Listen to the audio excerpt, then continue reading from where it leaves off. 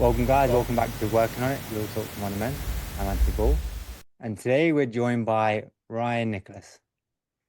And Ryan Nicholas is the founder of Access Brotherhood, a men's development organization focused on discipline, self-leadership, and intentional living.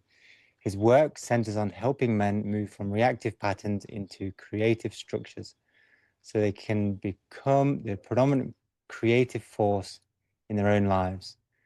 Ryan works with men who know they are meant for more and feel the call to step into their untapped potential. Through coaching, men's groups, and the broader Access Brotherhood community, he creates spaces where men can do the work, be seen and challenged, and build strong bonds with others committed to growth. Welcome, Ryan. Let's get into it. Thanks for Good having to, me, Anthony. good to have you. It's I mean, we spoke a while ago about getting you on, so I'm glad to have finally made it work. Yeah, I appreciate you asking me and being here. Mm. Um, Now, I think a good way to start is for anyone listening, to understand your story. So, where you kind of started, your journey in between, and where you are now. That's a big question, a big topic. To try and keep it concise for time, I suppose I grew up in I think what most people would consider a fairly typical Australian household with some level of Christianity as the base there, but no real practice. Um, when I was about 18, 19, I believed that I had found the truth and I became one of Jehovah's Witnesses. And I was in that religion for about between sort of 12 and 15 years, depending on how you're calibrating the start and the end there. And the end came sort of slowly. There was a waking up process and a realizing that what I had believed for a long time, I no longer did believe. And through that process,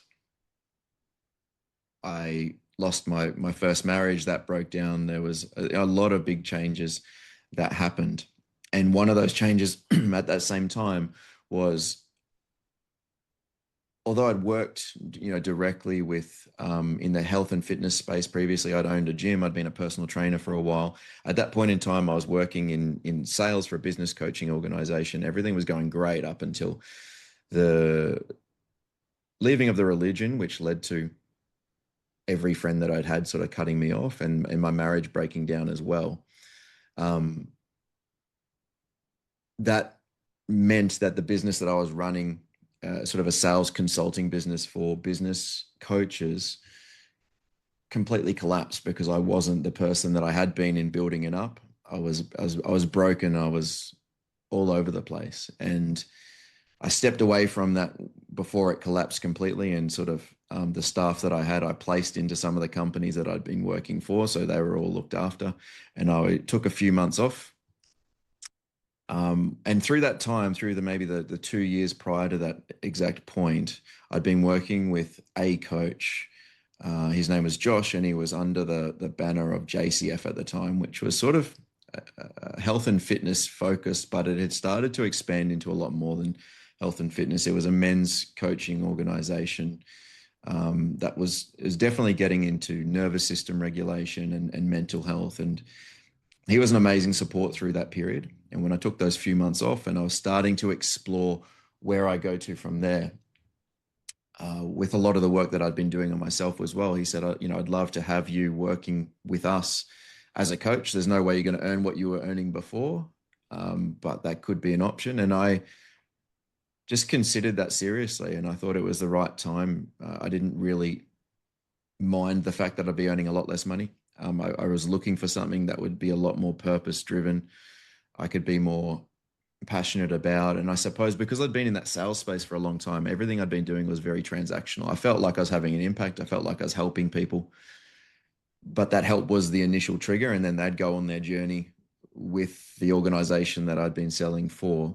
And I wanted to be more part of that journey. I wanted to see the progress of the people that I was initiating that help for.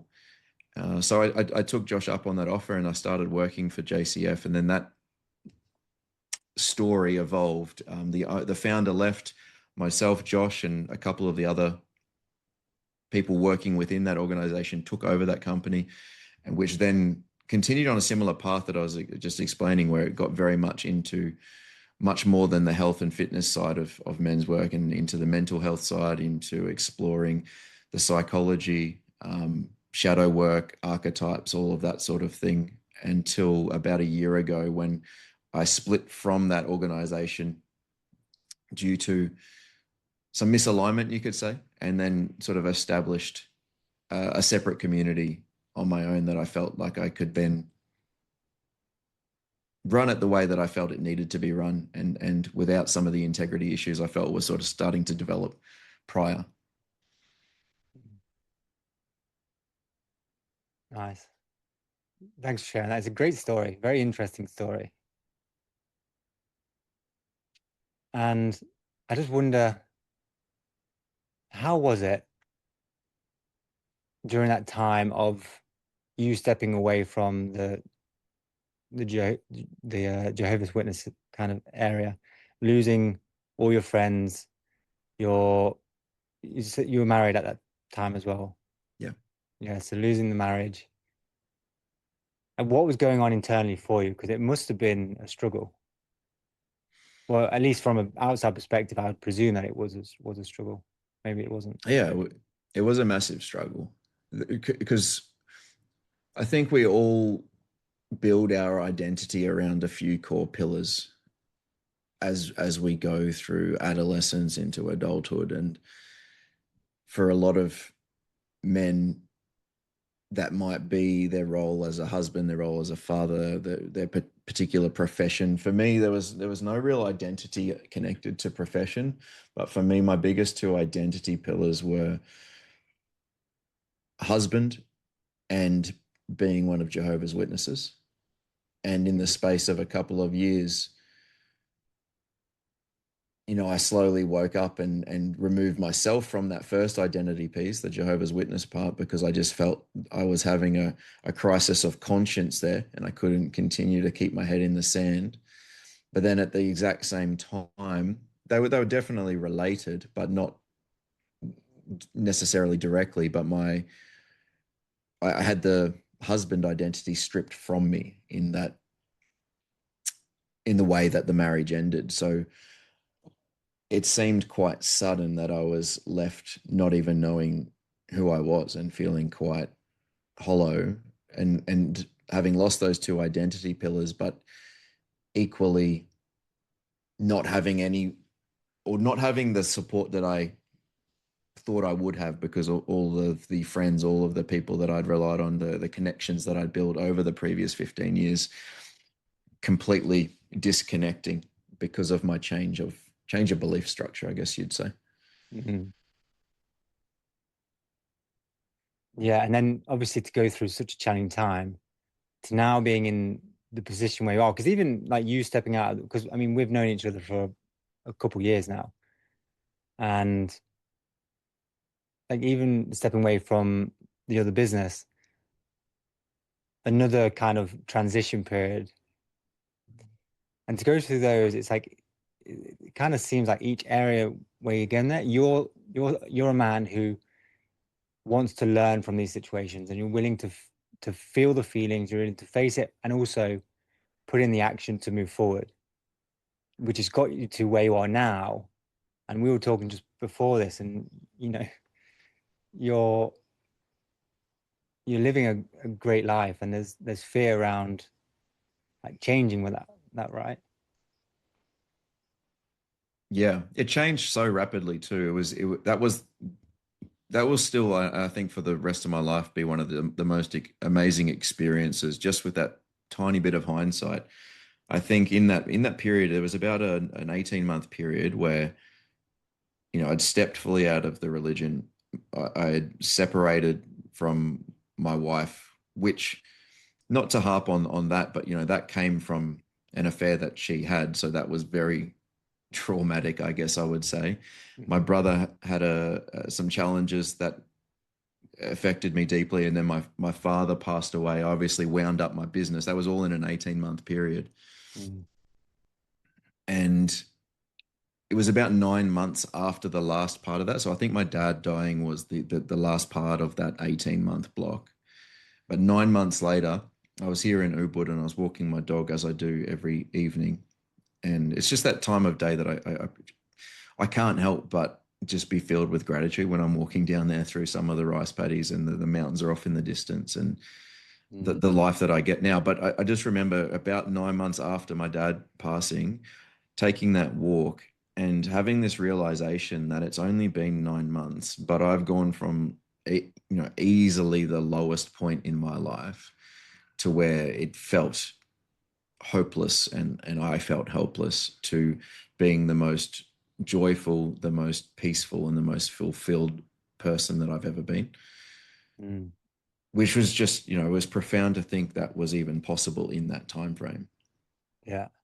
Yeah, because there's so many, like just for a person to experience one of those things is a lot to take for the nervous system and to mentally process and to be in, right? And you went through multiple things in such a relatively short period.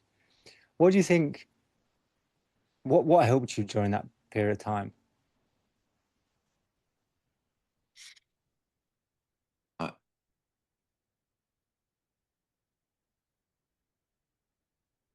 I honestly think one of the biggest helps was ironically in some ways connected to the religion itself and what that had taught me and the benefits that that did bring, despite the issues that I see with its doctrines and belief structures now.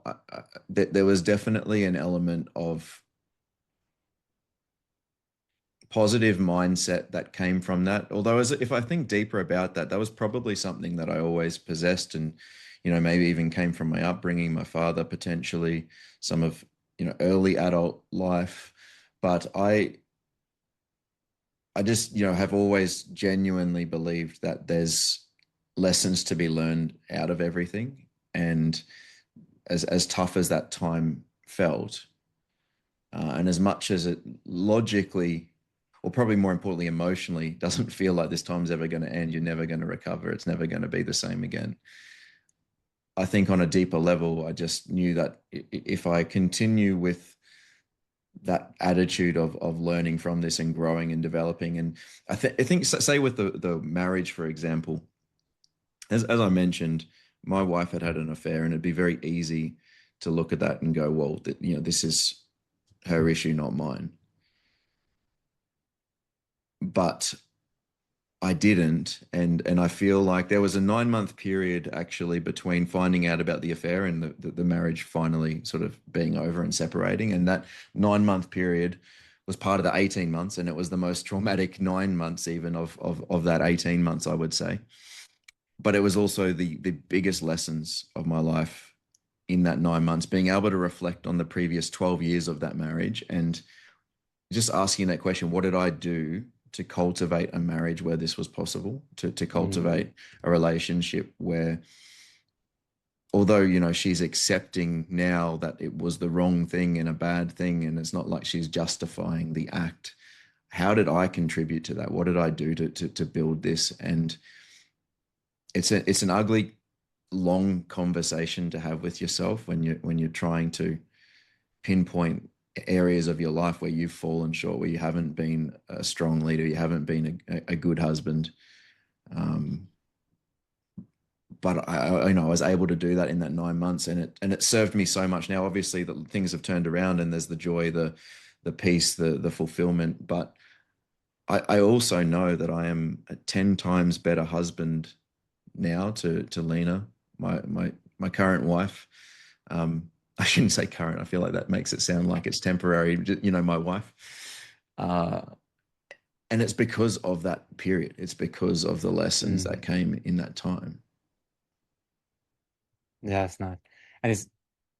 And I also recognize brings when if I'm ever stuck in a scenario where someone else has done something and it pisses me off or they've hurt me in some way, and I'm stuck in like the blaming or me being the victim, right? It's very hard for me to get out of it. But when I start to take that responsibility of like, okay, what they did isn't what I want, it isn't right for me, but what did I do to also like create that, like you say? So taking that responsibility and then learning from it, and it puts it into your power, essentially, right? So, okay, what can I do to change? What can I do from learn from this and move forward? And like you say, you've now stepped into being a better man, a better husband through these learnings. I also find it quite amazing how you're able to like go from all these scenarios, even with the period of time where you're in the Jehovah's Witness, because I think a lot of time when people are in those scenarios, they would like just heavily push back everything that they just learned, and they'll ignore any positives in it, whatever, and it's just like, no, completely shut off, and they might go to the other extreme. But you seem to be like, okay, that's not what I wanted, and you can see all the negatives, but there's also some positives that you learn from there. But I mean, also you're mentioning like it could have come from deeper before that because it was always within you, potentially from learning from your father and so on. So I think that's an amazing attribute that you have, and very honorable, and yeah, it seems like it also helped with the you processing that period of time as well. Yeah. I think that another irony that's in that is a lot of that is it comes from just a genuine curiosity that wants to learn and improve and understand the world. And that's what essentially made me go down that path in the first place. When I was Mm-hmm. 18, 19, I had the questions about why we're here and what's this all about, and went down that path purely because of that curiosity. But it's the same curiosity and the unwillingness to just settle on what I think I know that then also led me out of that. Mm-hmm. Mm-hmm. Nice. It's great to hear your story. I want to I want to get into men's work in general. Um, Now, again, I'll just say this. You're someone I think is you like to take care of yourself. You like to, I don't know if optimize is the right word, but you like to do the best you can in the areas that you're really stepping into. And I see that. I see that with your health, with your marriage, with the businesses that you're creating, and the men that you're supporting as well. Um, Now, with that, I'm sure many men are also drawn to that because they can see how solid you are. Um, just with, I guess, men's work in general, it'd be nice to hear your your view on like where it was, particularly getting into like the feminist movement when that kind of kicked off, and where that kind of took the journey that went on, and that where we are now.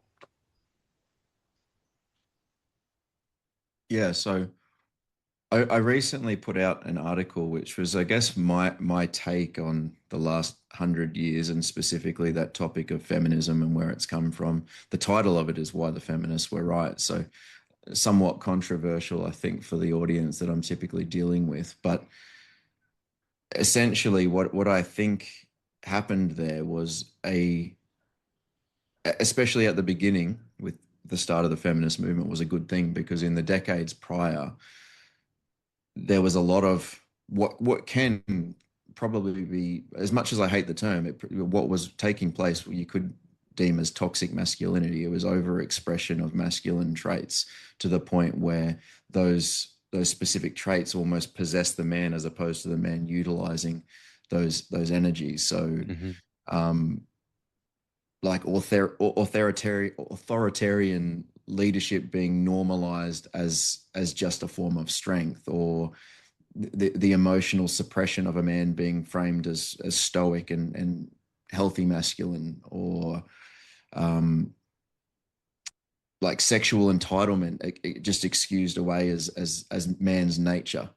Um, Like there were lots of those things going on for decades prior. And to be fair, it's probably even centuries prior, but there was a necessary correction that needed to come. And that's what that initial feminist movement was all about. I do think it obviously went too far and sort of misdiagnosed in a sense. Did you want me to sort of elaborate on what I mean by that? I guess it's a fairly big rabbit hole to go down. It is. It is a big rabbit hole. Yeah. I definitely understand where you're going from, but I think it'd be very useful to just hear your viewpoint on it. Yeah. So I guess I'd say like the traits themselves, masculine traits, if we want to use that label, are somewhat neutral. The expression of them is what really matters. So just take strength that that can build or it can destroy. Mm-hmm. Desire can connect people or it can consume people. Mm-hmm. Discipline can create structure or it can become too rigid. And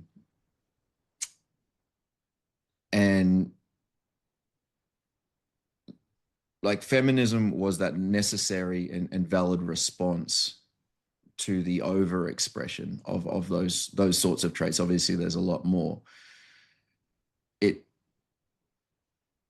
it named the damage correctly, I think, but it misdiagnosed the cause. Mm-hmm.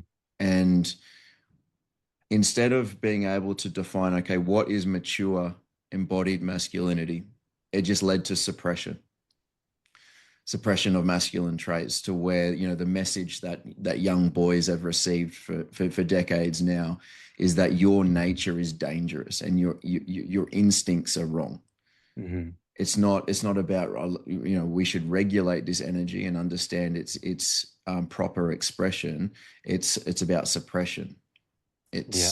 It's about apologize for being a man. Mm-hmm. And the culture basically just couldn't separate the shadow from the embodied expression of those traits. Does that make Mm-hmm. sense? Absolutely. Yeah. Yeah, Yeah. absolutely. I think yeah, I mean there were a lot of suppressions going on, especially you know in the mid 90s and before that, and really up until, I mean, you can still see it today and how it plays out. Um, and yeah, it is a correction. Like the feminist movement is a correction, and it's still an extreme view in when it can go to an extreme view, and like you say, it kind of now it's probably overcorrected some areas where, and maybe it needs to overcorrect because they just don't know, they didn't trust the masculine anymore. They just didn't trust, they didn't see any good in it. So it's like, well, if I don't see any good in it, then it needs to be suppressed. But what's happened now is like we've transitioned into a lot of nice guys Yeah. where they don't know how to step into life. They're fearful of their anger. They're fearful of showing up. They're fearful of claiming space, right? And they just they don't know how to do that. And I see many avoidant tendencies with that. And yeah, and I know we've spoke about this. Like, there's so many men that I work with, and I know you work with, where they are nice guys, and they want to work on that. They want to step into it, because when they do start to lean into their core and reconnect with it, they can feel their passion come back, and they do start to step into life. Yeah. Yeah, I like to, in going back to that article I mentioned, just one framework, one lens to look at that through, I think makes it very obvious, is just utilizing the four masculine archetypes. The framework put out by Moore and Gillette 30 or so years ago, which is only an extension of some of Carl Jung's work. But the king archetype, what we could see 50, 60 years ago was the tyrant king in the shadow. And then what's Mm-hmm. resulted in the last 20, 30 years is the weakling king. Yeah. And the warrior energy has its mature expression. It was in the shadow of the sadistic warrior 50, 60 years ago. Now it's exactly what you're talking about, that sort of passive nice guy. Even the same with the magician. So you've got the manipulator as the overexpressed shadow there, which is again probably what there was a lot of 50, 60, 70 years ago. Uh, and now it's sort of been pushed back the other way. So you've got the denying or the innocent one, where Hmm. ambition has become shame. Men have stopped owning their desires or goals, and it can be it comes with like a mask as well. It can be perceived as like positives, like that can be perceived as humility. Hmm. Um, when really it's just a running away or a cowering away from those desires, those goals, those ambitions. Yeah. I know with me, for example, like I was all growing up, I was also always very patient. And even like in my 20s, everyone was always like, oh, you're so patient, you're so patient, you're so patient. But honestly, and as a little kid, I'm like getting told, oh, I'm being a good boy, I'm being a good boy, being a good boy, and being patient. But really, I like I was scared to speak my voice. Because I was scared of conflict. I never learned how to deal with conflict. I never saw healthy conflict. Um, but I was getting reaffirmed by all these feminine things of like, oh, you're so patient, you're so good, and all this sort of thing. And it wasn't until I started to hang out with more conscious men where we did start to lean more into directness, into those uncomfortable conversations, and understanding like it's necessary. And actually, in relationships, right? Like avoidance of conflict within relationship um, will tear a relationship apart because relationships have some form of conflict. You can't agree on everything, right? It doesn't mean you have to have blow ups and things like that, but just owning each of your truths, saying, okay, look, this doesn't feel right for me. I want to find another way to do that. But a lot of men even avoid doing that because they're scared of that conflict, right? And then you mentioned about desires as well. Like men have that desire. They want to step out into the world. They want to create. They want to build something. They want to have brotherhood of some form. And maybe when certain elements get suppressed, like Carl Jung talks about a lot about the shadow and everything, that desire gets put into more negative desires, which could be in the form of like gambling, addictions of some form, alcohol and drugs and so on, or porn, you know. So the desires get put into a more toxic, unhealthy environment because it is in there, but men are suppressing it because they're suppressing other areas. Yep. Yep. It reemerges unregulated because of the suppression. Yeah.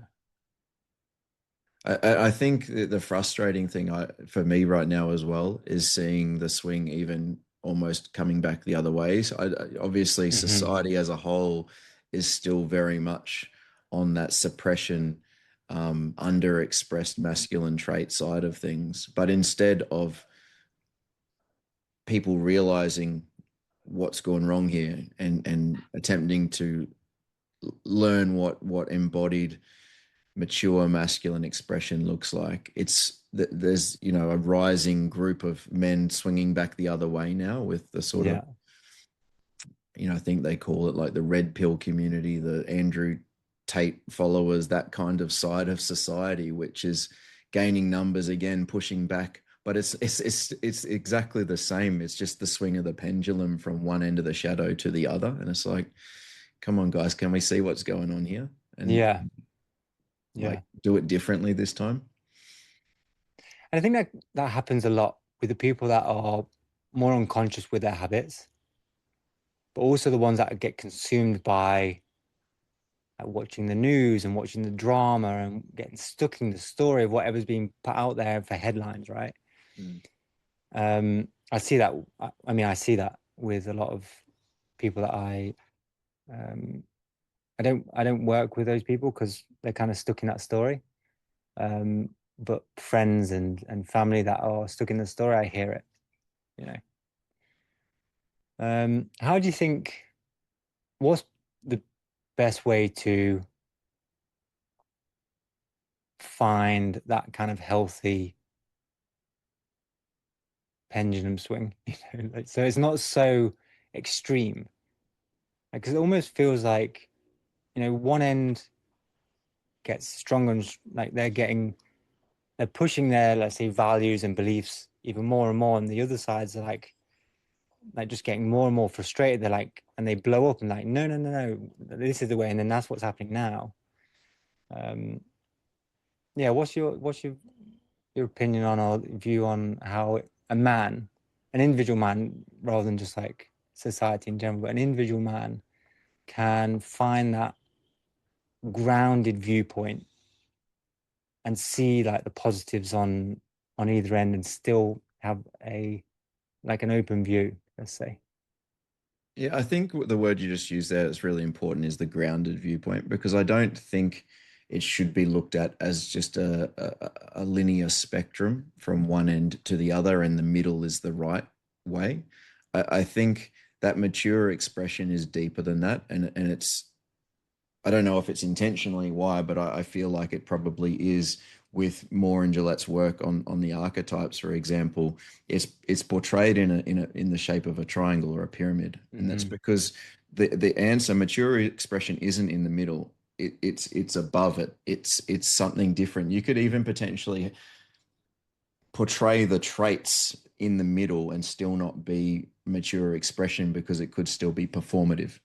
It could still be coming from ego. And I think that mature expression is about being able to disconnect from ego, disconnect from the traumas and the beliefs that have been formed in childhood that have been sabotaging us, and just be able to be in that center, that higher self, if you want to call it that.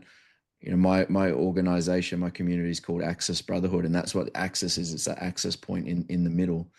So I Mm-hmm. think that's what's really the distinction there. And to answer the question around what is the best way to go about cultivating that and working on that, I think it's what was lost even more than the 70, 80 years ago we're talking about. But you know, human Homo sapiens sapien has been, depending on who you're listening to, 200, 300,000 years walking the earth before the prior pre-evolution. And in those hundreds of thousands of years, communities have had groups of men that have a combination of the older men, the elders, that then pass on and teach and um, challenge the young men. They're also there to sort of see and validate them in their growth, and that's what's been lost. And it's Mm-hmm. probably been lost on a tribal and community sense progressively for hundreds of years.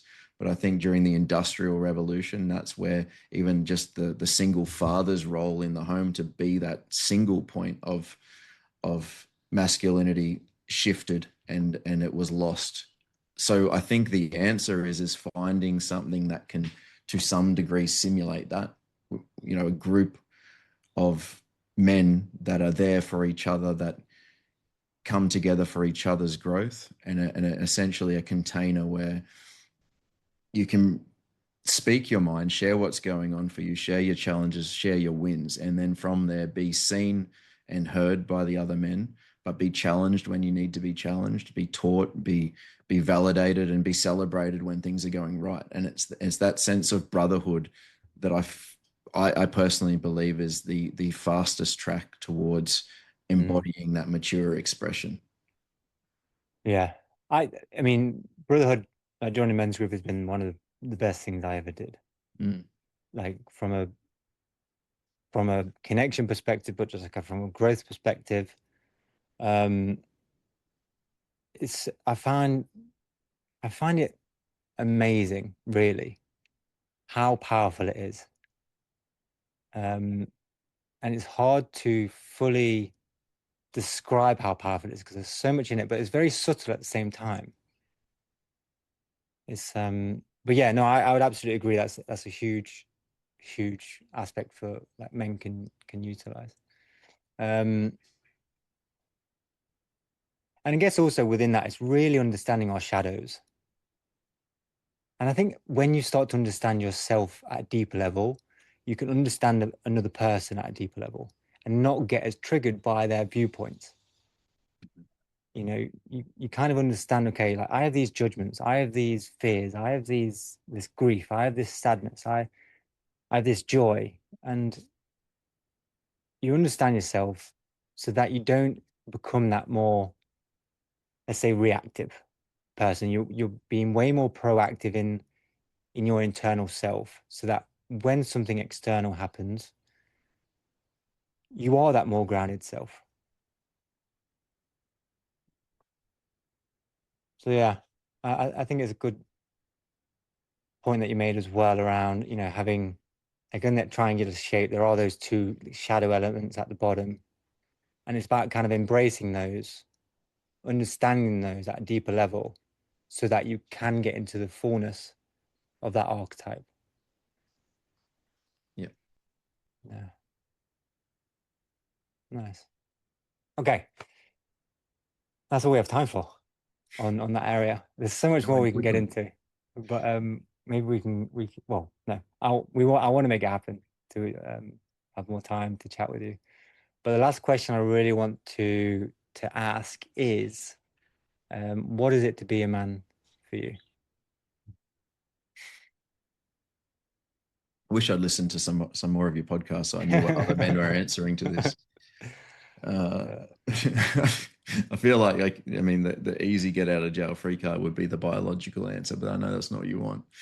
I think there's obviously there's layers to that. There is the biological answer, then there's the sort of cultural and social definition, which I would say is being a provider, being a protector, a leader, and a decision maker, being able to regulate your own emotions, but also create containers for the feminine and those around. Being able to sort of see and validate and empower those around you as well. I guess that's a form of leadership. Mhm. But then, you know, equally, I guess more internally, it's the responsibility, being able to take responsibility for your own actions, being able to regulate your own impulses, having the capacity that I was just mentioning to sort of support others and be a container for their emotional regulation. And maybe finally is, I think it takes a while to get to this point. Like you probably need to tick a few boxes before this one comes online, but getting to the point where you've got some level of commitment to a greater purpose, a cause bigger Mhm. than yourself. Nice. I think it's quite useful that you didn't hear other people. But it's great. I really love it. Thank you, Ryan. How can people reach out to you if they want to work with you, connect with you? So the best way would probably just be finding accessbrotherhood.com. At the moment, anyone can join that community. I think there's like a 1 month free trial where in that there's group calls every week. There's like a drip feed of little short 5 minute videos every single day with tools and tactics. And anyone's welcome to go check that out. Instagram is also another good place. And that could be the Access Brotherhood page or even my personal page if they wanted to, which I know you've got the links for. Mm-hmm. But I think it's Instagram.com/Access Brotherhood and then Instagram.com/RYANNIC. I'm pretty sure is the handle for me personally. Okay. Yeah, I'll put them in there. I'll put all the links in the descriptions for the podcast. Great. Thank you so much, Ryan. It's great to have you on. And Yeah. yeah, we'll get you on again. Thank you, brother. It's been too long and we should definitely catch up again soon.